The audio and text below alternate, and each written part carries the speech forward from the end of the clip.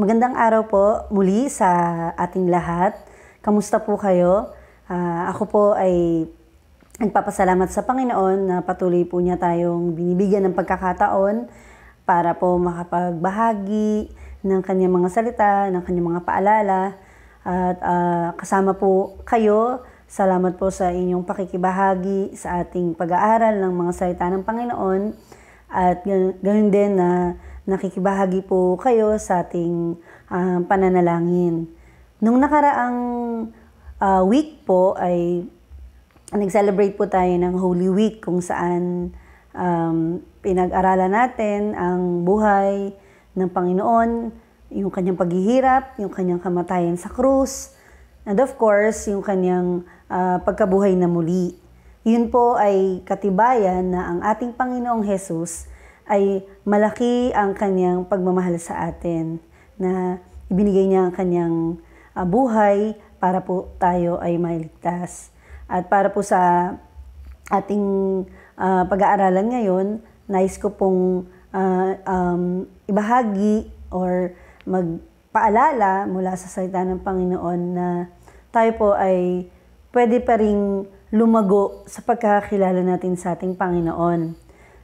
Kung ang kamatayan ng Panginoong Jesus sa krus ay ipinagkaloob niya sa atin para sa ikakaligtas ng ating buhay, at iyon po ay mangyayari lamang kung tayo po ay mananampalataya sa Kanya. Kung ating ibibigay ang ating buhay, ang ating puso, ang ating buong pagkatao sa Panginoong Jesus, tayo po ay maliligtas. At yun po ay dahil nananampalataya po tayo sa Kanya. Alam ko po na marami pa rin po sa atin ang marami pang katanungan kung paano ba tayo lalago sa ating relationship sa ating Panginoon.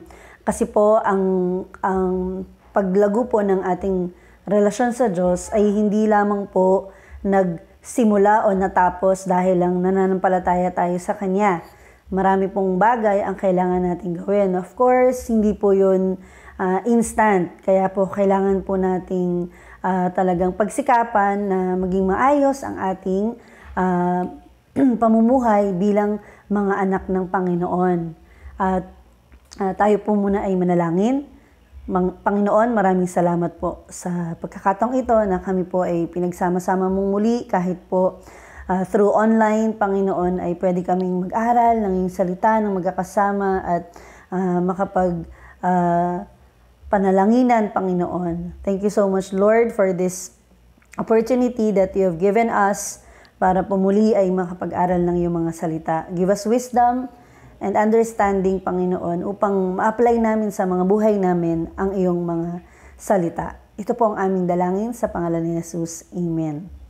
Ang ating pong text for today or yung ating verse po na babasahin ay matatagpuan po sa 2 Pedro, kabanatang 1, mga talatang 5 hanggang 8. 2 Peter, chapter 1, verses 5 to 8. Babasahin ko po siya sa Tagalog. Dahil dito, sikapin ninyong idagdag sa inyong pananampalataya ang kabutihan, sa inyong kabutihan ang kaalaman, sa inyong kaalaman ang pagpipigil sa sarili, sa inyong pagpipigil sa sarili ang katatagan, sa inyong katatagan ang pagiging makadiyos, sa inyong pagiging makadiyos ang pagmamalasakit sa kapatid, at sa inyong pagmamalasakit ang pag-ibig. Kung ang mga katangiang ito ay taglay ninyo at pinagyayaman, ang inyong pagkakakilala sa Panginoong Hesukristo ay hindi mawawalan ng kabuluhan at kapakinabangan. Nagpalain po ang pagkabasa ng salita ng Diyos. So, may mga ilang bagay lamang po tayong kailangang maalala or matutunan na sa ating pong pagkakilala sa Panginoon, hindi lamang po, sabi ko nga kanina, hindi lamang po nagsimula at matatapos sa pananampalataya yung relationship natin sa Diyos or sa Panginoon. Sapagkat merong mga kasunod po yun na kailangan nating pagsikapang magawa. So sa verse 5 po ng ating binasa, sabi po doon, idadagdag natin sa ating pananampalataya yung kabutihan or yung goodness. So, alam naman natin na ang Panginoon, ibinigay niya na sa ating lahat yung mga pangangailangan natin mula nang siya ay namatay sa krus ng Kalbaryo. Ipinakita niya kung ano yung kabutihan niya na pwede rin nating magawa, na yung kabutihan na hindi natin basta sinasabi lang. Parang ginagawa natin siya, may action. Na kagaya ngayon, marami pong mga tao sa panahon ng pandemic, ang talagang na-exercise nila yung kanilang kabutihan towards sa ibang tao. Sa pagtulong nila sa mga nangangailangan, sa pagbibigay nila ng mga relief, ng mga food boxes or mga tulong pinansyal.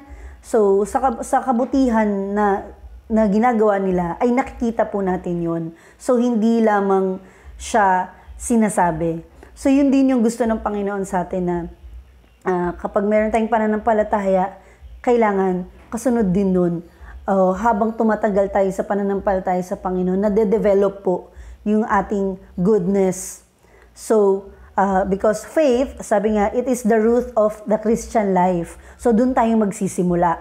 So, habang tayo ay lumalago sa ating pananampalataya, nadadagdagan po yun. So, goodness and knowledge. Yung knowledge po na yun, again, ay ibinigay na rin po sa atin ng Panginoon na talagang sa Kanya nagmumula ang lahat ng kaalaman.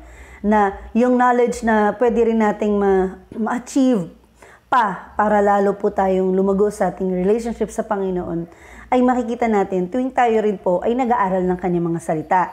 Na hindi po nagiging nasasayang yung ating pong pagkakilala sa Panginoon dahil lang sinasabi natin na kilala natin siya. Pero mas magiging totoo po yun kapag inaaral natin yung Kanyang mga salita na ibinibigay po niya sa atin. And kagaya po ngayon na every week or every Sunday or kung may iba pang panahon or pagkakataon sa buhay natin na tayo po ay nakakapagbasa ng Biblia, nakakapag-aral tayo ng salita ng Panginoon, yun po ay napakalaking halaga or tulong para po sa atin na magkaroon tayo ng knowledge.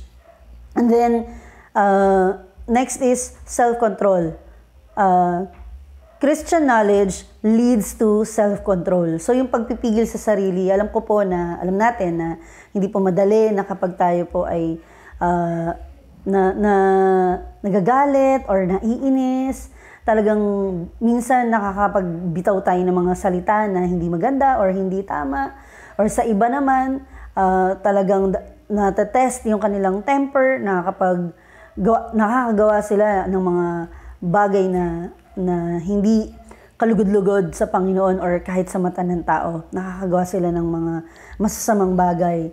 Pero dahil nga po tayo ay nagnanais na lumago sa ating relationship sa Panginoon, kailangan po nating ma-develop din yung self-control. Ang self-control po or yung pagpipigil sa sarili ay isa po siya sa mga fruit of the Holy Spirit na talagang kailangan na meron tayo. Bilang mga anak ng Diyos, kailangan nakikita sa atin yung pagpipigil sa sarili.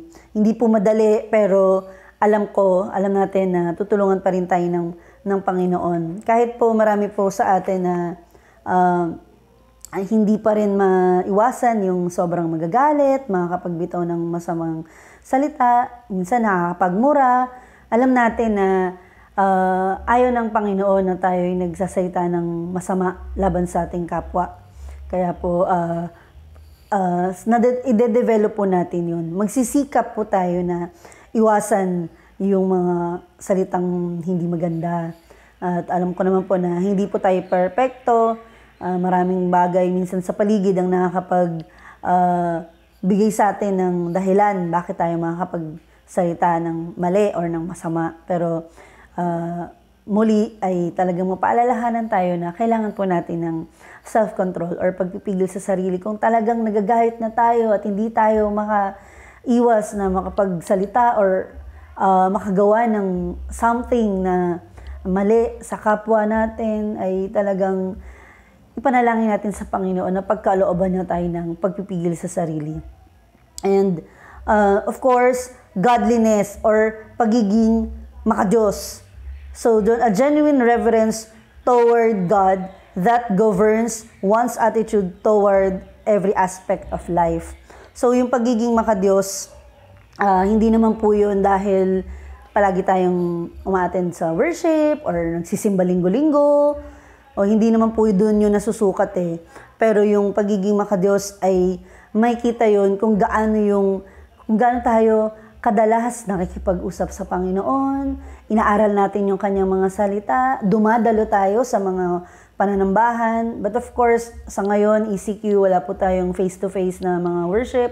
Pero at least, kahit through online, nakakadalo po tayo and fellowship. Dumadalo tayo sa mga pagtitipon like prayer meeting or mga fellowship na nag-aaral ng salita ng Panginoon. And then, kung ano po yung mga natututunan natin ay ina-apply natin sa ating mga buhay. Kumbaga, nagiging witnesses din tayo para sa ibang tao para makilala din nila ang Panginoon. Sa mga bagay na nabanggit ko po, yun po ay pwede nating masabi na nagkakaroon tayo ng parang nade-develop yung pagiging makadiyos natin. So again, ang pagiging makadiyos ay hindi po nasusukat lang dahil perfect yung attendance mo or perfect yung attendance natin sa mga Sunday worship or sa mga Bible study, hindi po yun. Kailangan tuloy-tuloy po yun na nakikita sa buhay natin yung ating pong mga natututunan. Ina-apply po natin sa ating mga buhay. Kahit na sobrang hirap ng nangyayari sa ngayon, talagang very unsure kung kailan matatapos ang pandemic o yung mga problema, ay sikapin pa rin natin na huwag tayong makikiayon sa anumang gawa ng mundo na kahit na parang hinihikaya tayo ng sanlibutan or ng mundo na gumawa ng mga bagay na mali. Kung gusto pa rin nating lumago sa ating relasyon sa Panginoon, talagang maging matatag tayo sa pagsasabi na hindi tayo gagawa ng mga bagay na kagaya ng ginagawa ng iba. Sabi nga po sa Romans 12, verse 2, huwag kayong makiayon sa takbo ng mundong ito. Sa halip, hayaan ninyong baguhin ng Diyos ang inyong pag-iisip upang maunawaan ninyo ang kanyang kalooban. Sa gayon, magagawa ninyo kung ano ang mabuti, kalugod-lugod at ganap sa kalooban ng Diyos. Kaya po, kapit lang tayo sa Panginoon, talagang tutulungan niya tayo kapag may mga pagkakataon sa buhay natin na nahihirapan po tayo. And then next is verse 7, brotherly kindness. So, yung pagiging mabait or warm-hearted affection toward all in the family of faith. So, dun sa mga kapatiran, ganyan, kailangan na e-exercise din po natin yung pagiging mabait natin sa kanila. Kasi tayo po ay mga anak ng Diyos, tayo din yung magmamahalan, magtutulungan, at magiging kalakasan ng bawat isa. Kasi po, yun po yung gusto ng Panginoon. Sabi nga, di ba, sa inyong pagiging makadiyos, ang pagmamalasakit sa kapatid. So, alam ko naman po na lahat tayo, meron tayong mga kaibigan sa church na halos talagang pamilya na po ang turingan natin. Kaya napakabuti po nun at maganda yun sa paningin ng Panginoon na talagang nagmamahalan tayo, nagmamalasakitan. Kapag may mahina ay napapalakas dahil in-encourage ng kapatid. Yun po ay talagang pagpapakita na lumalago po tayo sa ating relationship sa ating Panginoon. And of course, sabi doon ay ang pag-ibig, yun po ang madedevelop kapag tayo po ay nagmamalasakit sa kapwa. Kasi hindi mo naman pwedeng i-express yung pagmamalasakit na yun sa kapwa mo kung hindi mo siya mahal. Kung baga, kaya ka nagpapakita ng kabutihan sa kanya kasi mahal mo siya, mahal mo yung kapwa mo. Yung pagmahal na yun ay hindi natin personal lang na ginusto, kung hindi, yun ay iniligay ng Diyos sa ating mga puso para ipadama sa ating kapwa. Kaya talagang napakabuti ng Panginoon na yung pag-ibig na meron siya ay ipinadama niya sa atin upang tayo rin ay umibig din sa iba. It is the kind of outgoing or selfless attitude that leads one to sacrifice for the good of others. At ang number one na example po nun ay pinakita ng Panginoon nung siya po ay namatay dun sa krus ng Kalbaryo. So, yung ganong klase ng pag-ibig sa ating kapwa na gustong-gusto ng Panginoon na nakikita niya sa atin na nagmamahalan po tayo. Brotherly love. And then verse 8, sabi po dun sa huli, kung ang mga katangiang ito ay taglay ninyo, at pinagyayaman ang inyong pagkakilala sa Panginoong Hesukristo ay hindi mawawala ng kabuluhan at kapakinabangan. Hindi po masasayang. Lahat po ng ating mga narinig ngayon, yung mga dinagdag natin sa pananampalataya natin, hindi naman po yun talaga madali lahat na sabay-sabay ma-achieve natin. Pero as we continue our journey sa ating relationship sa Diyos, unti-unti lalago po yun. Unti-unti, nag-i-increase, nade-develop po yun. At yun po ay mangyayari kung gugustuhin natin. At saka, hindi po yun instant na parang ngayon, pinag-aralan natin, bukas, perfect na nating lahat. Hindi po. Talagang iisipin lang natin na kung gusto talaga nating lumago sa relationship natin sa Panginoon, talagang hindi tayo dapat na mapagod na sa umpisa pa lang, ang hirap na, kailangan mapalago natin yung pananampalataya, kailangan may pagpipigil sa sarili. Of course, lahat po yun ay hindi madali kung bibiglain natin. Dahan-dahan po yun. Kumbaga, hindi siya instant. Kaya kailangan po nating mag-aral ng salita ng Panginoon. At hindi po natin pagsawaan na makinig ng kanyang mga paalala. Kumbaga, huwag tayong mahiya. Kung hindi po tayo sanay na tayo po ay naririnig ng iba na nagbabanggit tayo ng mga Bible verses, huwag niyo pong isipin yung mga kaibigan natin o yung kaibigan ninyo na parang baka ma-weirdohan dahil, si Ate Ces parang pa-Bible verse na, dati naman, parang sobrang masungit yan, mga ganun. Or kumbaga, huwag nating tingnan yung sarili natin na kaya natin ginagawa yun or hindi natin gagawin yung isang bagay kasi may masasabi yung iba or mapag-uusapan tayo. Sabi nga po dun sa Colossians 3:23, anuman ang inyong ginagawa, gawin ninyo ng buong puso na parang sa Panginoon kayo naglilingkod at hindi sa mga tao. Ito po ay isa sa mga favorite verses ko, yung Colossians 3:23 na nga sabi sa English, whatever you do, work at it with all your heart as working for the Lord, not for men. Talagang ang nanais natin na lumago sa ating relasyon sa Panginoon, dadagdagan po natin yun ng sipag, ng tiyaga, na talagang sisikapin natin na maaral, mapag-aralan or mabasa yung kanyang mga salita. Kaya mapalad po tayo na sa ating pong bansa, sa ating pong bayan ay may kalayaan po tayo na magbuklat ng Biblia, makinig ng salita ng Panginoon, mag-aral ng kanyang mga paalala. Kasi marami pong lugar or sa ibang bansa ay talagang mahigpit po na pinagbabawal yun. At kaya purihin natin ang Panginoon na may kalayaan tayo. And kapag ka naman po tayo ay nasa sitwasyon kung saan gusto natin talagang lumago sa relasyon natin sa Panginoon pero sobrang daming pagsubok, sobrang daming iniisip na parang negatibo, hayaan na lang po natin yung mga bagay na yun.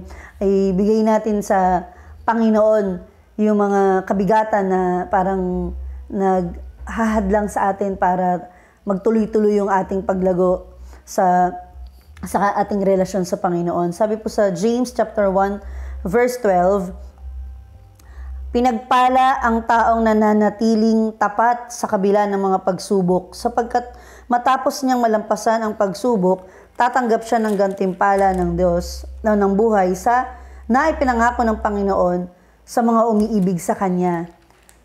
Hayaan na lang po natin lahat ng pagsubok, harapin natin ng may katatagan. Kasi kapag hinarap po natin yun ng may katatagan at hindi po tayo lumilihis dun po sa ating pagtingin sa Panginoon, may pagpapala po tayong matatanggap. Ibibigay niya po sa atin yun. Kasi makikita ng Diyos na seryoso tayo, sincere tayo sa kanyang mga sinasabi, sa mga pag-aaral natin na mapalago natin yung relasyon natin sa Kanya. Kasi pinangako yun ng Panginoon At yun ay ibibigay niya, yung gantimpala na yun, dun sa mga taong umiibig sa Kanya.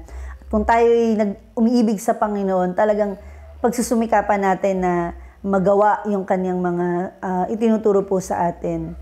Again, hindi po madali or agad-agad na mapapalago natin yung relasyon natin sa Diyos. Kailangan po natin ng dagdag kaalaman at yun po ay mangyayari lamang kung patuloy or tuloy-tuloy tayong mag-aaral ng Kanyang mga salita, sapagkat ang salita ng Panginoon ay ang direksyon ng ating buhay. Kahit po maraming negatibo sa paligid, kahit po maraming bagay ang magiging dahilan para tayo ay humina, sikapin pa rin natin na tatagan yung ating pananampalataya sa Panginoon. Sabi ko nga kanina, faith is the root of the Christian life. Kapag matatag po ang ugat or yung ating pananampalataya, ang lahat po ng mga nabanggit natin, na mabanggit ko kanina, na sinabi ng Biblia, na mag-i-increase habang tayo po ay lumalago, mangyayari po yun. Huwag po tayong sumuko. Talagang ang Panginoon lang yung ating titingnan.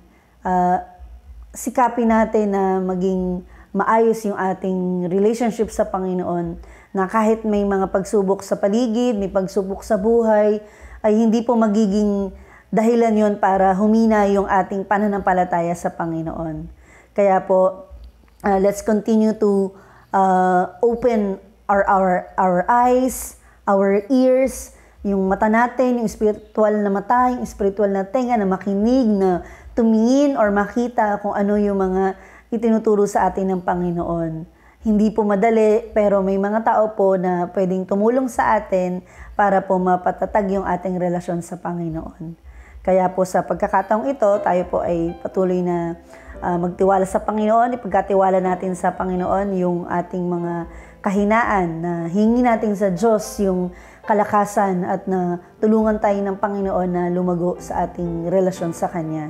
Sama-sama po tayong manalangin at patuloy pa rin nating ipagkatiwala ang ating bansa at ang ating mga kamag-anak, kapamilya, kung sino man ang mga may karamdaman, idulog po rin natin yun sa Panginoon at lahat ng mga taong may pinagdadaanan. Sama-sama po tayong manalangin. Let's pray. O Diyos na makapangyarihan sa lahat, muli salamat sa pagkakataon na binigay mo sa amin upang kami ay makapag-aral ng iyong mga salita. Tunay nga, Panginoon, na kami nagpupuri sapagkat ikaw ang Diyos na banal, Diyos na makapangyarihan, Diyos na mapagmahal sa amin, Diyos na nagbibigay ng aming mga pangangailangan, Diyos na tapat, Diyos na hindi nang iiwan. Kaya nagpupuri kami, Panginoon, dahil ikaw yung makapangyarihan sa lahat, na nakakaalam ng aming mga katauhan, ng aming buong pagkatao. Papatawarin niyo kami, Panginoon, sa lahat ng aming mga kasalanan. Hindi po kami perpekto at kahit kailan ay hindi namin mape-perfect ang buhay na ito, sapagkat kami po ay likas na makasalanan. Mihingi po kami ng tawad, ng paglilinis, Panginoon, sa aming mga kasalanan. At sa ngayon, Panginoon, nais po naming hingi ng iyong gabay, ang iyong tulong, Panginoon, ng iyong karunungan na bigyan mo kami, Panginoon, upang ang aming relasyon sa inyo ay maging matatag. Kahit po kabila ang mga pagsubok, yung mga hirap na pinagdadaanan namin sa aming buhay, nawa ay hindi maging dahilan ng mga iyon para kami ay humina, para hindi kami maniwala, para hindi kami magtiwala at hindi kami manampalataya sa inyo, Panginoon.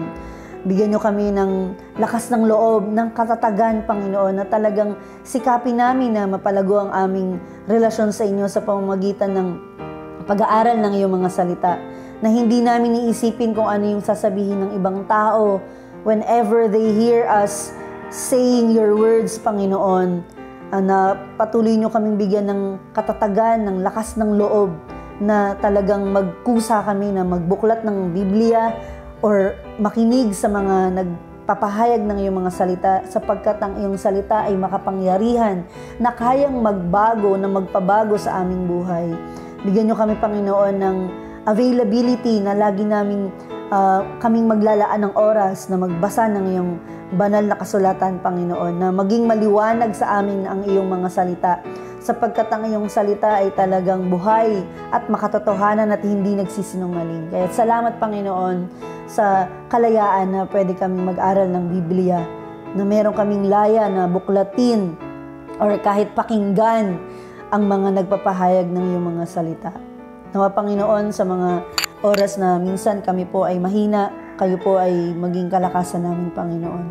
At sa patuloy na pagharap namin sa iba't ibang pagsubok ng buhay sa bansa namin, Panginoon, we still pray and we still commit our nation to you, Panginoon. Ano man yung pinagdadaanan ng aming bansa, mula sa aming mga leader, sa Pangulo, sa Vice President, sa mga senador, congressmen, governors, vice governors, mayor, vice mayor, mga konsehal, hanggang sa pinakamababang unit ng pamahalaan ng barangay, ang kapitan, ang mga kagawad, Panginoon, ang SK, lahat, Panginoon, ng mga leader ng bansang ito, Panginoon, pagkalooban mo ng karunungan, at yung karunungan na yon ay magbigay sa kanila ng takot na gumawa ng mali, at makinig sila, Panginoon, sa iyong tinig, gumawa sila ng tama, maging tapat, maging mabuti sa larangan ng paglilid sa aming bayan, magkaroon ng pagkakaisa, Panginoon. Alisin mo ang mga masasamang plano ng kaaway, ng demonyo na siyang sumisira sa pagtingin ng mga Pilipino sa aming mga leader. At kung ang mga leader naman namin ay gumagawa ng tama, patuloy niyo pong ibigay sa kanila yung hangarin na yon na makatulong ng tapat sa aming mga kababayan, sa aming lahat ng mga Pilipino. At patuloy na ibigay mo ang tamang mga desisyon, hindi po, Panginoon, laging nagbabangayan o nag-aaway, sapagkat ang mga mamamayan ay nadadamay at nagkakaroon ng pagkakahati-hati. At tunay nga na ikaw lamang yung aming tingnan, sapagkat ikaw lamang yung Diyos na patigil sa mga katiwalian na nangyayari, Panginoon, sa aming bansa. At patuloy pa rin naming pinagkakatiwala sa inyo ang aming sitwasyon dahil sa pandemic, sa mga kakasakit, Panginoon. Marami kaming mga kaibigan, kakilala ang pumanaw dahil sa sakit ng COVID-19, and nakakalungkot na marami pa rin ang very relaxed, na hindi pa rin ganun ka seryoso sa pagsunod sa protocols ng gobyerno. Panginoon, patuloy na i-comfort mo ang mga taong nawalan ng mahal sa buhay, hindi lamang dahil sa COVID-19, kung may mga iba pang kadahilanan, Panginoon, comfort them, O God. I pray, Lord, na ikaw magpatatag sa kanila, i-provide mo ang kanilang mga pangangailangan, lalo na po yung mga taong patuloy na lumalaban sa sakit, ng mga nasa ospital, na hindi na, or yung mga iba na hindi madala sa hospital dahil walang pera or wala nang tumatanggap, Panginoon. O Diyos na makapangyarihan, o Diyos na manggagamot, na dakila, ikaw, Panginoon, ang magpagaling sa kanilang lahat. At kahit po sa aming mga kakilala, kaibigan, kamag-anak na may karamdaman na nasa mga bahay, Lord God, ikaw ang magpagaling sa kanila, ang magbigay ng lunas sa kanilang mga karamdaman at magpalakas sa mga mahihinang katawan. Walang imposible sa inyo, Panginoon. Naniniwala kami na walang imposible sa inyo, O Diyos. Kaya't kung ano po, Panginoon, ang iyong kalooban, ikaw po ang makapangyayari nito, Panginoon. At patuloy pa rin kaming maghahangad ng katapusan ng mga pangyayari ito sa aming bansa. And O God, we also pray na patuloy na encourage mo, Panginoon, ang bawat isa sa amin kung kami po ay nadidiscourage dahil sa mga iba't ibang kadahilanan, may mga nade-depress, may mga sobrang nalulungkot. Lord God, comfort us. Bigyan niyo po kami ng kaaliwan. Ipakita mo po sa amin na marami pa ring bagay dito sa paligid namin na pwede naming maging daan para maging masaya, na makapagpuri pa rin kami sa inyo, Panginoon. Maraming salamat po na pwede pa rin kami, Panginoon, umasa. Dahil paulit-ulit naming sasabihin na ikaw ang pag-asa namin, Panginoon. Hindi ka nagpapabaya, hindi ka nang iiwan. Alam mo kung ano ang aming sitwasyon. Paulit-ulit kami magtitiwala sa inyo, Panginoon, dahil yun po ay ipinangako mo sa amin. Maraming salamat po na kami po ay iniingatan ninyo bawat gabi sa aming pagtulog, Bawat umaga sa aming paggising, binibigyan mo kami ng kalakasan. Marami pong salamat, Panginoon, dahil hindi ka nagkukulang. At sa lahat po, Panginoon, ng mga nag-iisa sa kanilang mga buhay, ikaw po ang magpatatag sa kanila. Bigyan niyo po sila ng reason to smile, na talagang ma-encourage po sila sa kabutihan mo, Panginoon. Maraming salamat po, O Diyos, na ang lahat ng ito ay naririnig mo, Panginoon. Tulungan niyo kami patuloy na magtiwala sa inyo araw-araw. Araw-araw, Panginoon, sapagkat ang biyaya mo sa amin ay bago bawat araw. Kaya't purihin ka, Panginoon, patuloy na pinagkakatiwala namin ang lahat, maging ang aming iglesia, ang mga taong nakatira dun sa compound, Panginoon, protect them, O God, na walang anuman ang masamang balak ng kaaway ang siyang manghihimasok sa aming church building. At sa mga taong nandoon, ingatan niyo po sila. At sa aming mga pamilya, mga miyembro, mga nakikinig ngayon, Panginoon, i-bless mo ang kanilang mga family, ang kanilang mga trabaho, ang kanilang mga kabuhayan, ang lahat ng kanilang mga ginagawa sa mga walang trabaho. Bigyan niyo po sila ng hanap buhay na makakatulong para po masustain yung kanilang mga pangangailangan sa araw-araw. Provide for all our needs, O God. At patuloy na bigyan niyo kami ng kagalakan sa bawat araw kahit po kami ay may mga pinagdadaanan sa buhay. Maraming pong salamat. Sa inyo po namin ipinagkakatiwala ang lahat ng ito sapagkat ikaw ang Diyos na banal na makapangyarihan sa lahat. Ang aming dalangin sa matamis na pangalan ni Jesus. Amen. Maraming salamat po sa bawat isa. Patuloy lang po tayong mananalangin at mag-aaral ng ating salita ng ating Panginoon bawat Miyerkules po. Kaya po tayo po ay palagian na mag-abang sa mga ipopost po na mga videos, short videos po para po tayo ay sama-samang mag-aral ng salita ng Panginoon at mananalangin na magkakasama. God bless po sa bawat isa. Mag-ingat po tayong lahat.